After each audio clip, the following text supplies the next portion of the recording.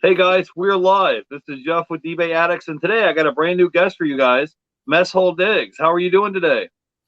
What's good, everybody? Doing fantastic. It's a little rainy here in Tennessee, but other than that, it's a good day, man. We woke up All this right. morning. It's a good day when you wake up.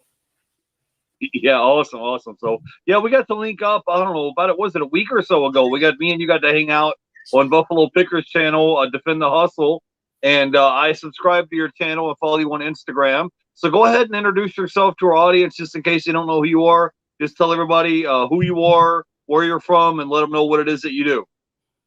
Yeah, so go by Mess Hall, my YouTube channel, Mess Hall Digs. I'm a reseller. I resell on eBay mostly. I also work as a chef in a university here in town. Retired military. I did 23 years.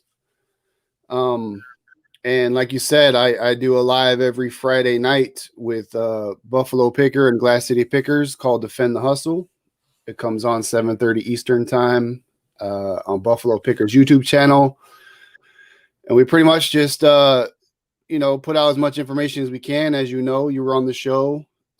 It's really good for just putting out great info and input. And we have different guests every week. And I live in Tennessee, if I didn't say that already. That's where I decided to retire. I'm originally from California, so I got the California on my hat. I grew up in the Bay Area in California. Been thrifting my whole life, man. Pretty much grew up in the flea markets near Berkeley, California, and Yeah. so it was easy transition when I decided to start doing this.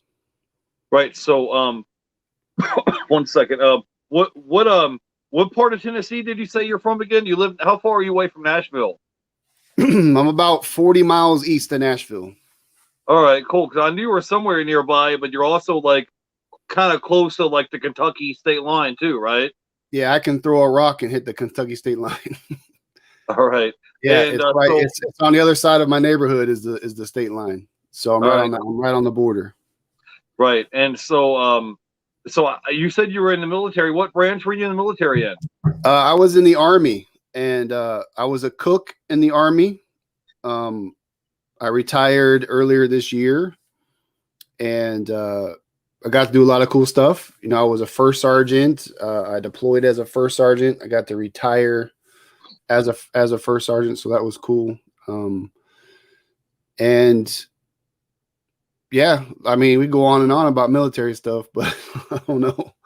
Well, I was just curious how life's been for you trying to transition from being in the military to being in a civilian life. I was always too big to get in the military. Like when I applied to get in the military, like according to your height, you have to meet a certain weight metric ratio, and if your height weight ratio doesn't add up and it doesn't fit like the build that they're looking for, you don't get in. That's it. So and Yeah, I think that's pretty much for all different branches. They all have different height weight ratios. And I'm a big dude. I was a big defensive lineman guy. So when you see a right. guy that's like 6'2", big 350-pound dude, there's not too many of them running around in boot camp. Yeah, you're the run stopper. You're the run stopper on Right. defense. Yeah, I'm the Yeah. guy clogging up the hole, right? So Yeah, it's finicky. There's a lot of stipulations joining the military, any prior medical history, any ailments, height and weight is you have to maintain a certain height and weight your whole career. As a matter of fact, they won't let you go certain way either way. But I enjoyed it, man. It was great. It was humbling. Helped me become a man, because I grew up without a father. So that was really important to get that discipline, and wouldn't trade it for anything, man. I loved it. I love what I did. right. And so now you're married. The transition's been easy because my last couple years, I knew it was time to go. I've been there past 20 years. Most people don't last that long. And so, I kept telling myself, all right, I got to figure out what I'm going to do because I made a decision. All right, 2 years out, what am I going to do? And that's about the same time I picked up reselling. And Yeah. and then I knew I had job offers to teach at the college part-time. So I do reselling part-time, and then I teach culinary arts part-time, and it makes up a full-time schedule for me. Okay, cool. Yeah, I guess when you're in the military and you said you've been in there for 23 years and your coworkers are half your age, some of them are coming in at 18, 19, 20 years old. It's like you just feel like you've been there for a lifetime, right? Yeah, it's because what's insane is my two of my daughters joined the military, and so Yeah. we were all in the service together at one point. Me and my Really? two kids. Yeah, so it was kind of cool, you know. Yeah. But How old are your kids? How many kids do you have? I'm just curious. so I got four kids. Two of them are one. My oldest is 21. She's in the Air Force, and then my second oldest is 19. She's in the Army, and she's stationed out in Fort Benning, Georgia, right out by Buffalo Pickerland. And I got junior in high school, and then my son's 12. He's the only boy. He's the young one, and you know, we're the only two males left in the family. So he's got to be protected at all costs. Yeah, you got to tell him he's got to carry on the family name, right? Carry on the name. Yeah. Right. Okay. All right, man. So let's say hello to a few people here in the chat. Come by to hang out with us today. Wanted to say hey to Marcus is here. Dixon's Fixins is in the house. I wanted to say hey to the middleman Picker. He says hello, everybody. What's up, Mess Hall? You remember middleman Picker? He's always in the chat. Buffalo's Pickers live stream. Oh yeah. And Yeah, I know everybody. Yeah, I in the wanted to chat. say hey to Roman is here. Anytime Picker. He says, "What's up, guys?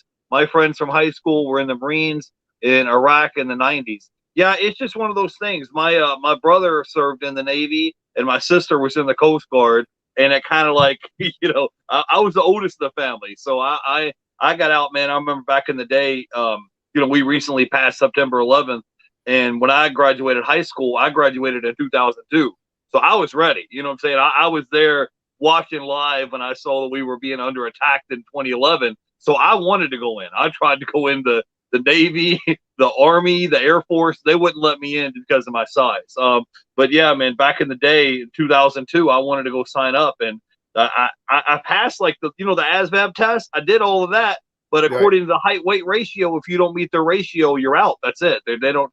It doesn't matter. You could be on the honor roll, but if you don't meet the requirements, you're out. So, but yeah, man, I'm glad that you made it out safe, and you had a good career there in the military, and now you have a wife and kids and a family, and now they're in the military. So that's awesome.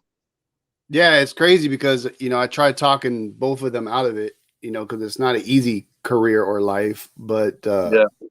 them seeing their dad do it for so long, I guess it felt like the most natural transition for them, So, but yeah, I was lucky because I was a cook in the Army. I was always pretty much in safe environments. I did deploy, but I was never in really any combat danger. I was the guy, like I joke, the guys with the Humvees and the 50 cals going to kick ass. I was the guy running out their lunch. Oh, don't forget your lunch. I packed you an extra juice box, man. Go get them, guys. I was that guy. So. Right. Well, the cool thing is that now you're retired. I mean, I'm sure you have a pension and you have health insurance and all that stuff, right? Yeah. So that was the goal. Once I hit like that 10-year mark, I was having a good career. I was moving up the ranks pretty good, and I said, well, I've already been in 10 years. Might as well finish it out. That way, I can get free medical forever. And then, I got my pension, which is great. But you still need supplemental income, because we all have goals and we want to pay off debts, and you accumulate debts while you're in the military, and so that's why I knew I still had to work when I got out. And I'm hoping eventually I make enough reselling where it compensates for my salary working at the college, and that way I don't have to do that anymore. That's kind of the plan now. Yeah. So that's what we're working toward, Yeah. Another cool thing about being in the military is that you can get qualified for a VA loan, where you could go get financing to buy a house, and instead of having to come up with 10 grand for a down payment, you can pay nothing down, and I think you cover your closing costs. So that's an option as well. If you ever wanted to, get financing to buy a home, you qualify for that. But anyways, so Messal, talk to me a little bit about how you got started in this resale game, man. Tell us a little bit about, were you watching YouTube videos one day? Were your friends making money on eBay? Tell us a little bit about how you got started in reselling. No, so my story is different. So my story, I blame GameStop for everything. That's how it all started. GameStop. Now, I had been on eBay years ago, like 2012, when I was trying to get rid of all my old baseball cards. But the funny thing is, like in 2012, it wasn't as big as it is now. So I kind of wish I wouldn't have done that. But I got rid of a lot of my baseball cards, and then that was kind of it. That's the only reason I was on eBay. And then fast forward to about 2 years ago, I have a son and he's a gamer. That's all he's into is games, video games. So it was the Xbox and the PlayStation, then the PlayStation 4, and then the virtual reality stuff. And then now he has a gaming computer. So Right. I was looking for a spot to just unload all these games and systems and stuff that he's not using anymore. They're just sitting there collecting dust. And I play video games every now and again. If the new Madden comes out, I'll jump on there. But I realized like GameStop was probably the worst place to go to try to trade in games or get money for games. They don't give you very good, money for your old used games. So I had heard about Macari from somewhere. I don't know if Macari was doing commercials at that point or something, but they were like, "Hey, sell your old stuff." And I was like, "All right, well, let me see what Macari is all about." And so I just started typing in the titles of his video games in the Macari search, and I was seeing that, yeah, I can make way more money just selling these on Macari than trying to trade them in a GameStop. Yeah. So I sold, a bunch of his stuff on there. I took $60 of what, once they made me I got the payment of $60. I just took that $60 and I said, I wonder what else is valuable. And then just breezing through Macari, looking at all different categories, I saw old shoes, old clothes, and I was like, people are buying used shoes here. Right. And I'm a sneakerhead. I've been a sneaker collector since I was in high school. And I had a bunch of old sneakers that I ain't really worn that much. And I started selling those on Macari. And then I started taking my daughters to Plato's Closet, which is kind of like a higher end thrift store. You have a Plato's Closet out there? Yeah, I know what it is. Yeah. And then I noticed that Plato's Closet had a bunch of these used shoes for sale there. And, and they're charging lots of money, $50, $60 for some of the pairs of shoes that they had. And I was like, okay, well, I know they have used shoes at Goodwill because I used to go to Goodwill all the time. And I said, I wonder if I could find good quality shoes at thrift stores. So that's when I started doing that. And then it just kind of became a crazy obsession after that because right. I was like, okay, well, these shoes are selling, these games are selling, this is selling, my old stuff I don't wear anymore is selling. Let me look at these mugs. Let me look at these jeans. Let me look at these toys. Let me look at these, and I started looking everything up. And then I started watching YouTube videos. I was like, I wonder if there's anybody talking about this kind of stuff. Right. And that's when I found 10K on the Bay, who is Daily Refinement now, Chris. And he was talking about what he does. And then I found Reezy Resells, who did Amazon. I didn't even know you could sell on Amazon. Right. And so, of course, everyone who starts on Amazon, you got to start small with books or whatever. So now I'm scanning books at thrift stores. And I'm, next thing you know, I'm spending 4 or 5 hours in a thrift store just scanning everything and then watching videos and learning and listening and writing down brands and things I never heard of. And then I started going to antique stores. And it just became this crazy thing. And it's been going like that for the last 2 years now, and the great thing about it is with scanning everything and watching videos and doing all the things that I'm talking about, you just gain knowledge and somehow it just sticks with you, because now I can walk into a thrift store and not even have my phone with me and go in pretty much any section and know what to pick up and what not to. You know what I mean? Yeah. You have a date. You still always want to have your phone just because it's like, it's my blankie. I call it my blankie, my phone. I got to have it at all times because I always run into something, because I always have this constant struggle with myself where I think it looks cool, right?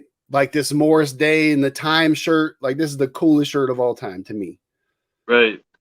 But I don't know if it's worth anything. So I would still buy it just because it's cool. Yeah. But you still want to just grab it and look it up and be like, okay, I was wrong. That's not worth anything, Right. But yeah, I understand what you're saying. When you're buying and reselling a lot of products, and it's almost like you have a what sold like playing in your head because you're like, oh hey, I see that item there. I remember I sold that item there for $30 and it's sitting here for $1. Let me go grab it. And Right. when you're selling products over and over and over again, it's easy to come by and come across products like that. And definitely, I've been there before. I've been in a thrift store for 3-4 hours, and it's like you get caught in one section, the shoe section, and then you go over and look at the video games, and you walk over and look at the hard goods, or I'll be caught up in the middle of looking up some remotes or something. You know what's crazy is that it's like if I can pick up a used remote for 50 cents, I'll sit there in the thrift store and scan like the UPC, the barcode, the model number, and look it up instead of just putting it in the cart and then looking it up later when I get home. Because it's like it's going to sell for more than 50 cents, So Right. so I'm just sitting there like looking it up, like trying to see because I wanted to sell for at least $20 or more. But at the same time, it's like it's 50 cents, Jeff. Just put it in the cart and get out of here. That's the So hardest. I'm telling you, that is the hardest struggle I deal with every time I go in. right, Is I try to put the profit margin point in my head. I'm like, all right, only if I can make $20 off of it am I going to grab it. But then I start, veering off course and going into these different sections, and I'm like, I know I can get $10 off of that. I know I right, can. I could probably right, sell it tonight and make $10 tonight. And right. you When and that's you and and that's you grab it. It's just hard to leave money. It's like leaving a $10 bill laying on the ground. You're like, oh, right. it's not a 20. Got to keep walking. You Yeah, and just that's the know. thing You're is like, I that know this will sell tonight, and I can make right. $10 tonight when I post it. So you Right, and grab it. that's the thing when you're selling items and all the 10 to 15 $20 items they all add up too. So that's the Right. thing. So even though that remote may only sell for $10 or $12 instead of 20, like at some point you're like, okay, Jeff, it's 50 cents. Just put it in the shopping cart and go. Let me say hello here to a few people here in the chat. Came by to hang out with us. Wanted to say hey to Jennifer Hayes is here. We appreciate you, Jennifer. She dropped your link in the chat. I wanted to say hey to Anytime Picker. Says Paul, I just cloned myself. My clone is sourcing so that I can come to all the lives today. I wanted to say hey to LKL Graphics. Keith is here. Says hello everyone. I'm late to get here. It's okay. We appreciate you coming by and hanging out. I wanted to say hey to the Flippin' Sports guy is here. And I wanted to say hey to eBliss Resellers Solutions. Says hey guys, love hearing about your success. Keep on feeding that database in your head. Yeah, for sure. That's what we were just talking about. Thanks for coming by and hanging out. And I wanted to say hey to Sal's HQ says hey, eBay Addicts and Mess Hall Digs and chat salute. So thank you guys for coming by and hanging out with us today. So, and I wanted to say hey to Javela Flips Annie just stopped by. Thanks for coming by and hanging out. So Mess Hall, man, tell me about some of your sourcing spots that you hit up because I know we're in Tennessee. There's got to be some really good sourcing spots that you hit up on the regular. If you get up like Goodwills, estate sales, yard sales. I caught your the replay. You were on with Johnny Cajun Roots reseller. I don't know a Yeah. couple weeks ago, might have been a month ago, and I heard that you like to hit up antique booths. So tell us some of your like little. Tell us not like your secrets, but tell us some of your like little places or honey holes that you hit up to look for inventory every week. Well, so the one problem I call it a problem because I have a Goodwill that's 2 miles away from my house, and I pass it every time I go anywhere. I pass right by it. And if you're a reseller and you love doing this, it's hard not to just pull in. Like I'll leave for work 30 minutes early just so I could spend 10 minutes just running around I'll say, okay, I'm gonna go look at shoe racks and jackets, and that's all I'm gonna look at. And I'll run in there and I'll do that. And then I'll be like, all right, there's nothing in here. And then I'll leave and go to work. So that's hard because it's 2 miles away and I pass it every day. And then in Kentucky, there's my favorite place to go. There's an antique mall out there. And the reason antique malls are so great, like I talked about with Cajun Roots, is you have antique people that rent out the booth. And I'm trying to get one. I want to get a booth. I'm like third on the waiting list right now. So they specialize in whatever, right? Let's say you have old records and posters or whatever. That's what's in their booth. Well, they don't have enough to make the booth feel full. So they'll grab like booth fillers is what I call them, just things to just throw in there to make the booth look better and make it look more full.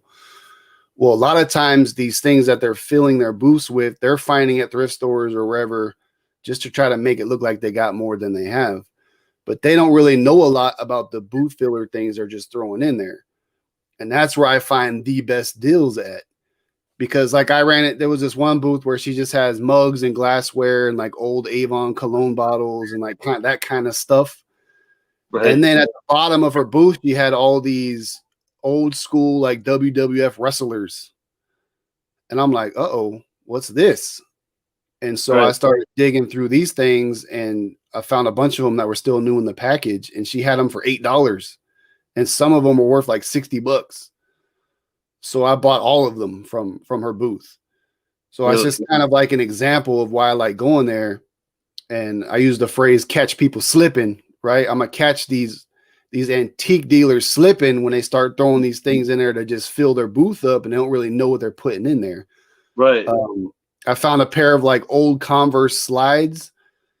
They had $4 on them. They sold for $85 because they don't make them anymore. They're like vintage. They look like a Chuck Taylor, but they were a slide. Right. I mean, so most of my biggest hits have come from that one particular spot. Okay. Goodwill, I run into a lot of other resellers. A lot of times I'll walk in there and I'll see, and we all know each other. We all talk shop and stuff when we're in there together. But a lot of times I'll walk in, and if I see 3 particular ones, they all sell the same kind of thing I do. And their carts are full. They look like they've been in there for hours. I'll just walk out. I'm like, all right, well, I know you guys probably got me today, and I don't have time to like try to find what you missed. Sometimes, I'll see what section they're in, and I'll run around to a section I don't think they've hit yet, and I'll just try to burn through that section before they get to it. But because one of them will go straight for toys, one will go straight for shoes, and then I'll just run straight for jackets and clothes and stuff. And then when I see them leave the shoes, I might circle around to see what they missed. Or I'll, like you said, I'll wait for them. They'll start checking comps right there on the rack. Right. And I'll just slide in behind them and grab stuff while they're busy doing this on their phone. Right. I already know. Hey, you don't need that, do you? I'm like, you're busy on your phone checking comps. You can't do that, man. You got to go sit on the couch over there. I always go sit on one of the Goodwill couches. They always have couches. Oh yeah. Now you're catching on the couch and I pull stuff out of my cart. Always throw it in your cart. Throw it in your cart first, and go find a couch, man. That's what you have to do. So Mess Hall be catching reseller slipping. So you have to catch him slipping, man. Oh, you're checking your phone. I'm gonna reach above you because I'm tall. I'm 6'4". I'll reach above you and just grab some stuff while you're looking at your phone. Well, they're looking down on their phone. You're grabbing merchandise right off of the. You see this hand. You see this hand creep over their head like this. They just see the shadow. Yeah. While they're looking down, all you see is this right here. Right.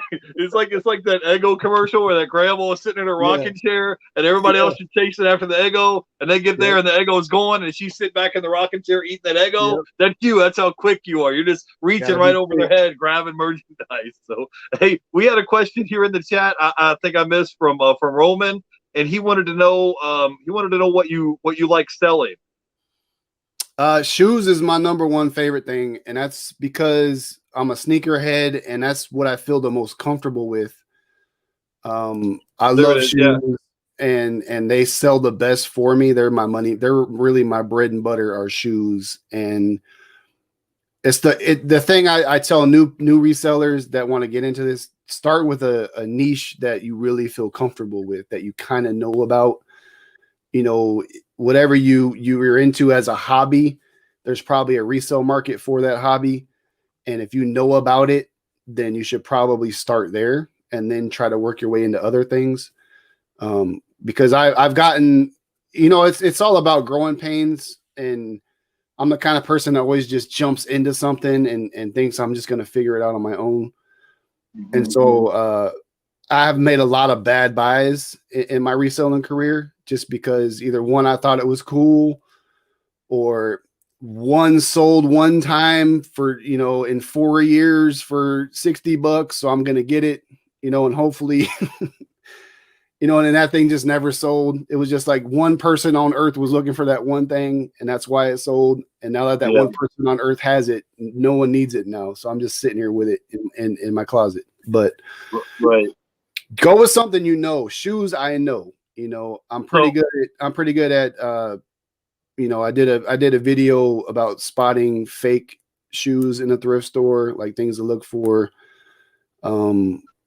But women's running shoes, man, that's my favorite thing. Women's Brooks running shoes. Like I can't, anytime I find a pair, they're gone. They're gone fast. So they resell really good.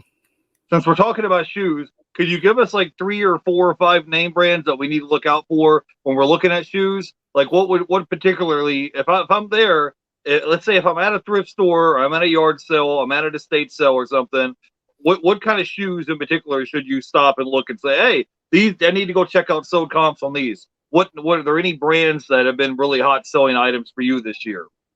Yeah, so my best selling brands are, like I said, Brooks women's running shoes are number one. There's certain brands though, like they have 5 or 6 different kinds of Brooks, but like Ghost and Chuck Taylor's men's and women's, especially the slip-on women's Chuck Taylor lows, those sell instantly every time I get them. Chuck Taylor's always have good resale value. Jordans, of course, if you can find Jordans in the thrift store, anything with the Jordan Jumpman on it, just grab it. And then my hot tip that I talk about all the time on my YouTube channel is kids shoes, man. Kids versions of the hot sneakers that come out. There's a hot Air Max colorway, and there's a 6Y in it, or even like a 12C in it.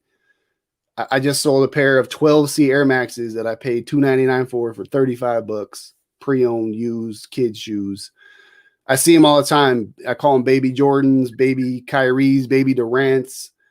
I mean, whatever. And then Vans have been selling pretty good lately too. I find a lot of weird colorway. It's got to be like the weird colorway style Vans. I sold a pair of like coffee mocha peach colorway Vans. I paid $6.99 for them. I sold them for $45. So that would be my top probably 4 or 5. But the one thing everybody kind of walks by and forgets about is the kids' shoes, because they do make Jordans and Air Max and all those other high end shoes. They make them in kid sizes too. So yeah, look for those. Okay, cool.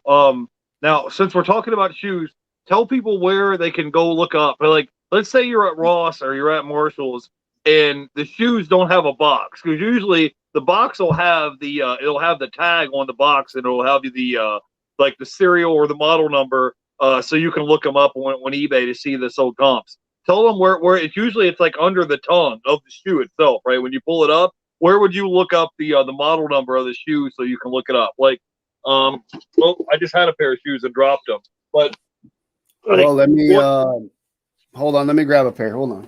I'll show you.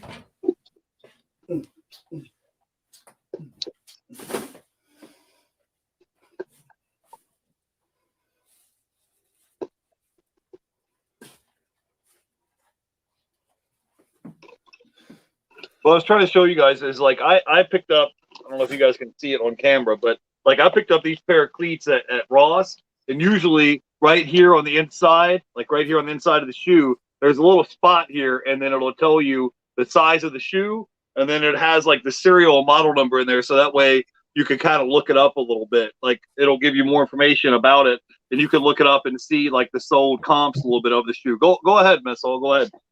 Yeah, I'm trying to do the same thing you did. I'm just gonna hold it up to the camera, but my camera sucks. There you are, right there. So right there, where the so right underneath where the sizes are, there's the model and color style code number. I think it's a 9-digit number. 1, 2, 3. Yeah, it's a 9-digit number. It's like C1549-100 or -200. All you gotta do is just type that in. You could type it in right into eBay too, because a lot of eBay sellers list the model number in their listing, so it'll pull up on eBay like that. Or just go on Google and type it in, and it'll pull up. It'll give you the style, the color, all that stuff. And so when you're looking at shoes, how do you determine, like, you're there, you looked up the style, you looked it up online, You see how many of them is listed. You look and see how many of them are active and see how many of them sold in the past 90 days. How do you determine if you're going to pull the trigger and buy these shoes to resell or not? I'm just kind of curious. The only thing I worry about is the quality of the shoe. That's it. I don't care. I just know I can sell it.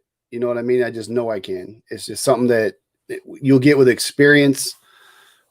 You know, like you just when you look at the quality, it's not. It looks still kind of new.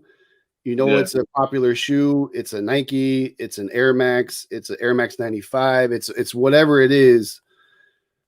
You know, as long as it's in good condition. Yeah. And I can make at least, you know, $20 off of it, I'll buy it. And you find out how much you can make by, you know, I don't really worry about competitive prices. I worry about sold prices. You know what I mean? Because you got Yahoos on there that'll have, you always have one or two people that are selling them way too high, and you can't ever pay attention to that. You gotta look at the sold comps, and that'll give you kind of an idea. Like, all right, these are selling between $30 and $40 on average, right?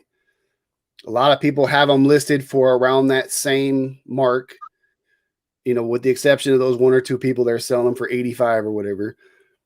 And then you look at the quality. I'll click on a couple pictures of ones that are active listings. I'll just click on some pictures and be like, all right, I can take better pictures than that guy. Mine are in better shape than those are. You know, my rating on eBay is better than both of them. You know, so that kind of plays into everything. You know, I'm a top rated plus seller. I have over 1,100 feedback. You know, so customers are going to trust buying it from me before any one of them. And plus mine are in better condition. So I'm going to sell them for $40 and I think I'll be able to get it. You know what I mean? Yeah. Yeah. Well, the reason why that's my thought process when I listen. The reason why I'm bringing it up, guys, is that if you sell like athletic shoes and it's over the $100 mark, you don't have to pay zero eBay fees on those particular shoes. And I've seen a lot of other resellers lately, and they go into Ross or Marshalls and they'll spend like $20 on a pair of Nike cleats, and then a week or so later they'll turn around and sell it for $120, and then they're paying zero fees. So I mean, if you could turn $20 into 120, and you're paying zero fees, really, like, you have to understand, like, if eBay, you would normally take 13% out, you take 13% of $100 would be $13. So really, instead of you buying those particular cleats for $20, it's almost like you're picking them up for $7 because you're not having to pay all the eBay fees. That's the reason why I was bringing it up. I wanted to say, hey, real quick to Mile High Hustler stopped in here to the chat to hang out with us. Says happy Wednesday. They're going to be on with us later this week on Saturday. So if you guys get a chance, check them out, the Mile High Hustlers. So, Mess Hall, man, I wanted to swing back around a little bit. Your main platform you mainly sell on is eBay, right? Yes. All right. And what is your main niche? You like to sell a lot of shoes. Do you have any other like niche or any other items that you like to sell on eBay besides shoes? Well, my three favorite things are shoes, and then like hoodies and jackets, and then like sports stuff. Like if I find jerseys or vintage jerseys, and then hats is kind of up there too. I love hats because they're really cheap, they're easy to store, and they're easy to ship. And you can find some really good profit margins with hats, you know. And the same thing that you talk about with Ross and TJ Maxx, you know, especially when they're having their yellow tag clearance sales and stuff, you could pick up brand new Adidas hats or brand new sports teams hats. Because I live in Tennessee, there's always the Nashville Predators and Memphis Grizzlies, and you have the Tennessee Volunteers, the big college, Tennessee Titans. Their stuff is always going on clearance at some point. So I can pick up brand new Predators and Titans hats, you know, for $3-4, sell them for $20. You know, those are awesome profit margins, and they always ship first class because they're light. You know, so that's I don't know.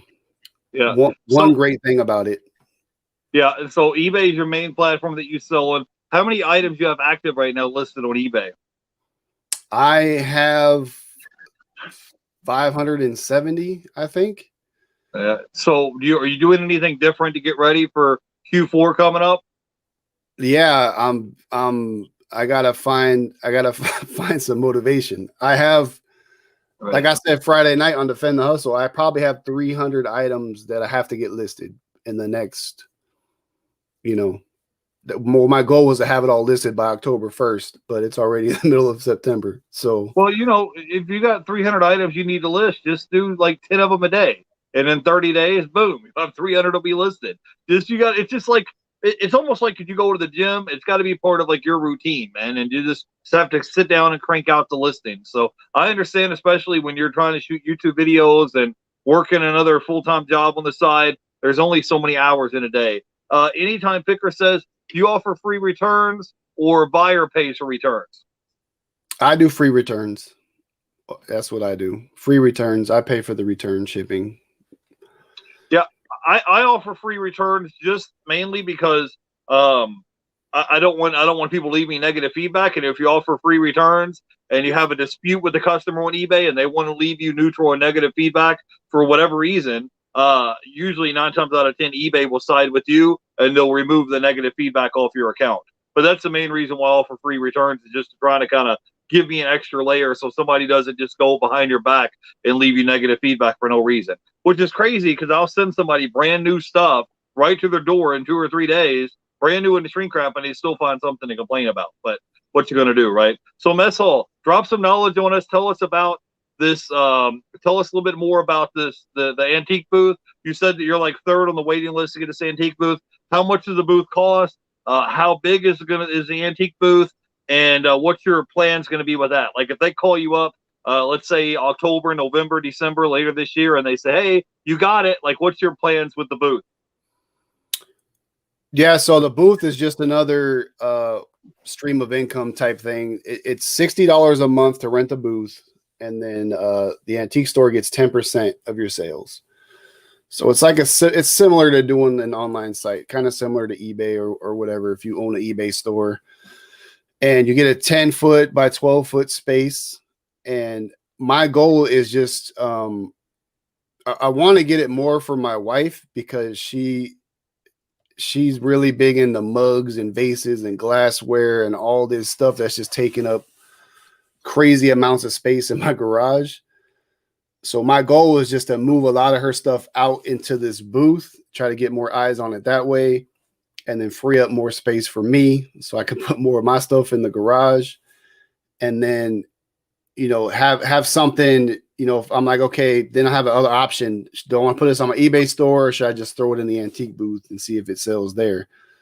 It's just kind of like being on Mercari or Facebook Marketplace and Poshmark and Amazon, trying to add another, visual space that gets a lot of traffic. They get a lot of sales. Yeah.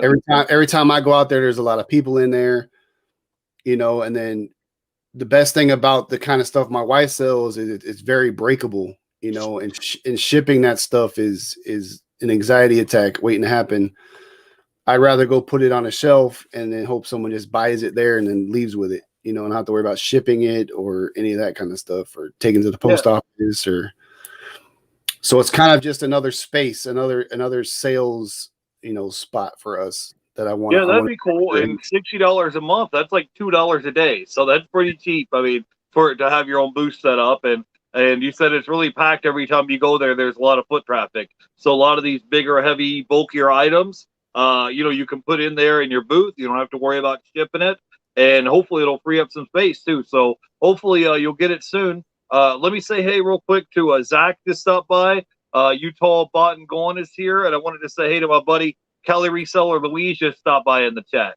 So Mess Hall Diggs, man, we've had you on for 40 minutes, man. This now comes the good part. You gotta give us the some tips, some advice, some reselling advice.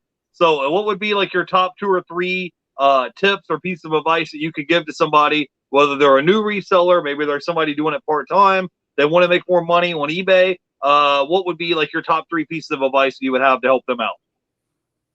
So number 1 is always going to be start with stuff around your house. Always start with some things that you would normally donate, or if you have a yard sale every year, whatever, all those items that you would put in your yard sale pile or your donate to Goodwill pile. get rid of those online on eBay or Mercari or Poshmark. Try to find a a site that fits more of what you do. Poshmark isn't really my style. I don't like to share and follow and be so active like they want you to be. I don't think I've sold anything on Poshmark in like 3 months, but it's my fault because I'm just not active on that site. And so always start with what's around your house. Start with, if you have kids, that's perfect because they grow out of toys, they grow out of clothes, they grow out of shoes. And like my son's a mini sneakerhead. So anytime he grows out a pair of shoes, I'm putting them on eBay. You know what I mean? You just swipe him when he's not looking. Yeah, I'm like, do these still fit you? He's like, no. I said, okay, I'm grabbing them because he has like, he's got the Jordan 13 mints. He's got all these crazy, they're worth valuable shoes that Dad was buying them when he was coming up through the ranks, and now they don't fit them no more, right? They don't fit them anymore. So instead of donating them or selling them for $2 at a yard sale, I'm gonna sell them for $40 on eBay. You know what I mean? Right. So that's how we're gonna do it. Right. And the same thing with me and my wife. I have so many clothes because I have kind of an addiction that if I got probably 100 t-shirts and some of them I'm like, I ain't wore this shirt in like 6 months. I'm just gonna sell it. Right. And the same thing with hats. I love hats. I own probably 40 hats. I'll start selling my hats off. And it's just money. And then once you get that money, you only use that money to input right back into the business. You know what I mean? Never touch your personal account. Always have a separate account for just your reselling business. And when that goes dry, then you just wait until you get you get more funds in. You don't take money out of your personal account because you just have to go thrifting that day. So you have to have discipline. That would be number 2. Just have discipline to wait, and patience is probably number 3. Don't get discouraged when something doesn't sell. I mean, some things are going to sit. They're just long tail items. They're meant to be. You're waiting on that one buyer. I have a vintage Johnny Blaze hoodie. Method Man's came out with a brand when he was with Wu-Tang. I mean, it's a $140 hoodie all day. I'm not dropping. I'm not going below that. I'm not taking any offers on it. It's $140 if you want it. I'll wait 3 years if I have to, because that's just a great piece of clothing. It's like a piece of art to me. It's worth $140. Someday someone's gonna say, "Oh man, he's got one of those." I'm buying it. You just gotta be patient. And then, like we talked about earlier, the bread and butter items are what keep the wheels turning while you're waiting for those bigger, more expensive long tail items to sell. So you could sell your $10, $5, $10 profit items to keep the juice flowing, and then just wait on those bigger items to sell eventually. But just keep compounding it. Keep compounding the money. Try to invest as much as you can into it. And if you're thinking about making this a business, then use some of that money you're making from reselling to start building your business with. Buy a nice computer, buy a nice printer, get a nice camera, start getting shelves, start getting bins, start getting organization tools, buy better lights, buy a photo setup. You start investing that money into those things. And then once you're ready to go live and make it a business, all that stuff's already taken care of. And you took not 1 cent out of your personal account. And then you can start, expanding and scaling it. And then you start going from there. That's what I did. Yeah.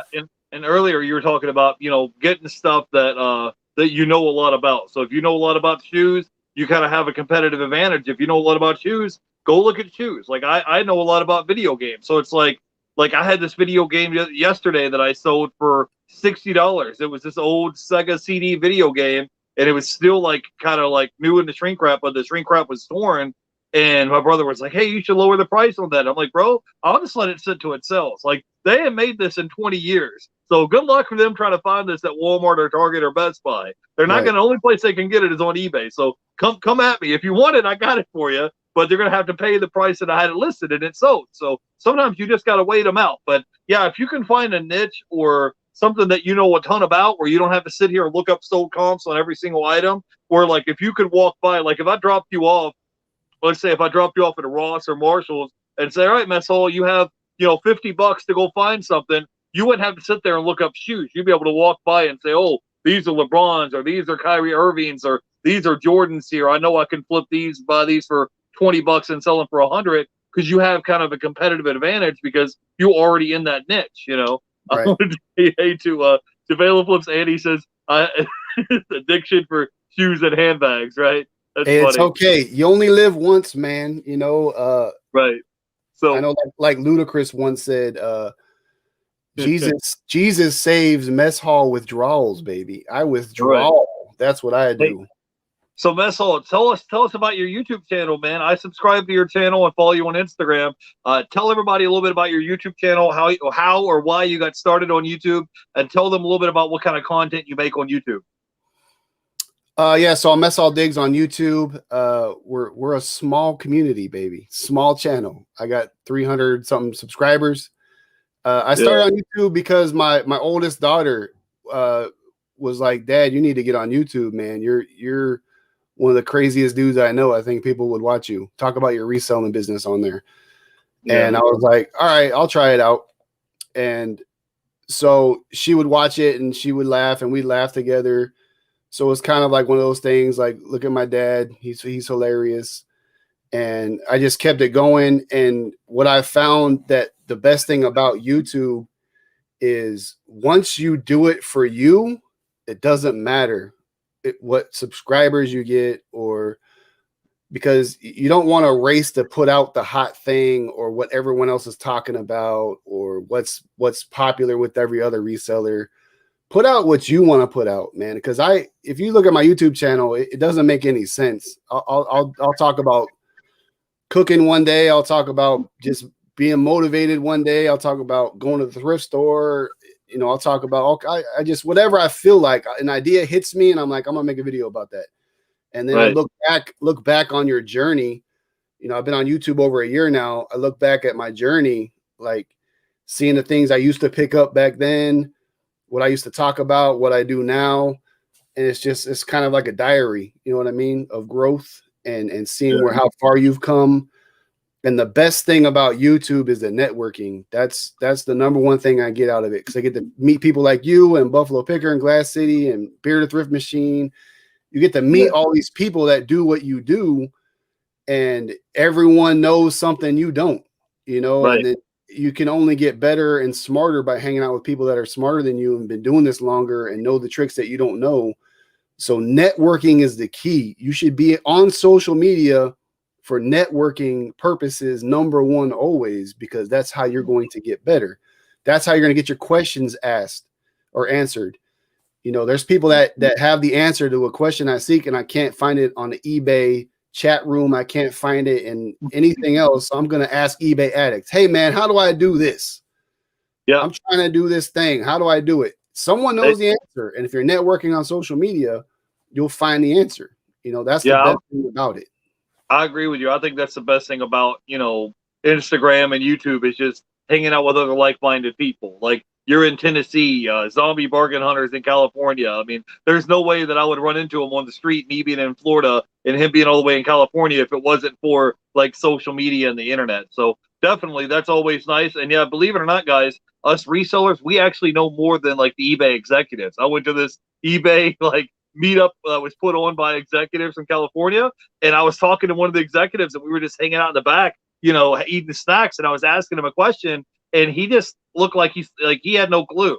Like, and then like the vice president got on stage and was doing a slideshow of stuff that I just told him about 15 minutes prior. And, and so we got up on stage, and the eBay executives kind of looked at me like, "Is that what you were talking about?" And I was just, just drinking my ice water. I was like, I told you. So it's kind of funny, guys. It's like we're actually do this every day instead of just being in the marketing department. Like we know more about stuff about reselling and more about eBay than the eBay executives do. It's crazy. So when you have an entire network of people who you can hang out with to kind of motivate you, inspire you, and kind of help push you when you can't push yourself, So let me say hey real quick to a few people in the chat. I want to give a shout out here to the Twin Pillars. Anytime Picker is here. Cali Reseller Louise.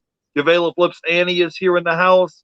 I wanted to say hey to Zach and Javela Flips Annie. Oh, and Jennifer Hayes and Mile High Hustlers. We appreciate you, Jennifer Hayes, for everything you do in the community. We do. I hope you had a good birthday a couple weeks ago. So She's Mess the Hall, coach. man, tell everybody where they can check you out at on YouTube and Instagram. Let them know I have all your links listed down below so they can go by and check you out. Yeah, Mess Hall Digs on Instagram and Mess Hall Digs on YouTube. Hit me up anytime. Like I said, I love the network. That's what I do. I love networking and talking, and it doesn't matter if someone's just starting or they've been in this resale game for 10 years. We can all learn from each other. Because I know there's some people when they first start out, they take that advice and they go with a niche that they're comfortable with, and it might be a niche that I know nothing about. And so getting to talk to them and see what they're selling, and it might spark something. Next time in a thrift store, I'll be like, oh, I remember, someone was talking about this. Let me look this thing up real quick. It looks familiar. It's Yeah. just all about the community and helping each other, supporting each other, trying to keep negativity out of it. I'm positive, man. I love having fun and telling jokes and being crazy. And that's just me. I'm just a positive, wild dude. And negativity has no place in this, man, because I've seen a lot of times. I was in a couple Facebook groups where newcomers would ask questions and they just get destroyed by the veterans. And I'm like, what are you guys doing? Like, they're asking a question, like, help them out. Don't tell them, really, that's a dumb question, you should be able to figure that out. Like, then they're never going to resell again. They're never going to reach out to anybody again. And that's just, we don't have no room for that in our community. We got to take care of each other, support each other. I try to watch as many other reseller videos as I can. Just help each other out and help each other grow. And then that network is strong. And then, the greatest thing about it is I have like my boy Buffalo Picker. He'll send me bolos every now and again. It's like, hey man, I was at Walmart. You need to go find this. And I'll jump in my truck. I'll jump in my truck and run straight to Walmart, and I'll buy all 6 of them they got left. It's things like that. Or like, hey man, I didn't even know about this brand, but it's sold. It's going for crazy money. Look for this brand at the thrift store. It's a great network, man. If we just help each other, we can all make it. And there's room for everybody, like they say. And that's it, man. Hit me up on Instagram if you need something. Your boy's here for you. All right, awesome. I just want to give a shout out here real quick to Fabian jumped in the chat, and I wanted to say hey to Health and Money, and Javela Flips Annie says the YouTube reseller community is very supportive and non-reselling life events happen. Yeah, for sure. So anyways, you have any final thoughts that you could give us, Messel? Any words of wisdom you can leave us with, and then we'll let you go, buddy.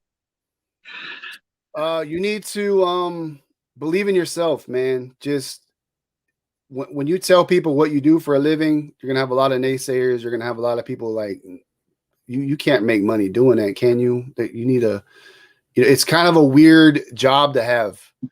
When you like, hey, Mess, what do you do for a living? I sell old shoes. Like what? Like what kind of, just believe in it. It's your passion. It's something that definitely gives me time is what I'm after. I want time. Being a reseller gives me time to do what I want to do. I can jump in my truck and drive to Georgia right now and go hang out with my daughter for a couple days. I don't have to ask a boss for time off. I don't have to take vacation time. I don't have to do any of that kind of stuff. So that's what I'm after. That's why I love this resale game, because it gives me time. I can cook dinner every night, eat dinner with my family every night. I don't have to work late anymore. I only teach a couple days a week. And usually everybody's at school or my wife's at work anyway, so it's not really bothering anybody, me being at work. So that's what it is. You got to find something that you love to do. Don't worry what no one else says about it, and then just focus on you, man. There's a lot of people do everything they can for other people. You're just a caregiver. You try to make sure everyone else is okay. Let me take care of everybody else, and you forget to think about yourself. And you can't do any good for anybody if you're not good yourself. So always make sure you say, no, I can't be there. Oh, you're having a birthday party. That's awesome. I ain't going to be able to make it. I got to list stuff on my eBay store, or I'm not going out drinking with the guys tonight. I got work to do, just, you got to do what you got to do for you. And then you can be a better person for everybody else. Yeah, that's true. That's true. You can't help other people if you can't. If you're in bed sick on an oxygen machine or something and you're not healthy, you can't help other people. So that's definitely true. I want to give a quick shout out here to my buddy Richie Hustles. He was on with you guys Yeah, Richie, on Buffalo Pickers channel. So I just want to give a quick shout out to Richie Hustles, man. Thanks for coming by and hanging out with us. Anyways, guys, we've been running for about an hour. If you guys get a chance, I have all the links for the YouTube and Instagram. Go follow Mess Hall Digs. All the links are going to be down below. I'm taking a day off from YouTube tomorrow. Tomorrow is going to be my day off. My real estate agent license just expires at the end of the month on the 30th. So I had to fill this whole packet out. So that's what I'm going to be doing tomorrow is getting all my paperwork sent in to the board of realtors so my license don't expire. And then I will be back with you guys on Friday. I have Glass City Pickers is going to be here on Friday, I think 4 p.m. Eastern. So if you guys want to come by and hang out with Glass City Pickers, we're going to be talking all about their journey, reselling, eBay, Amazon, YouTube, all of that. So till then, I'll see you guys later. You guys have a great day, and we'll catch you guys on Friday. Go follow our guests. All the links are going to be down below. Bye, guys.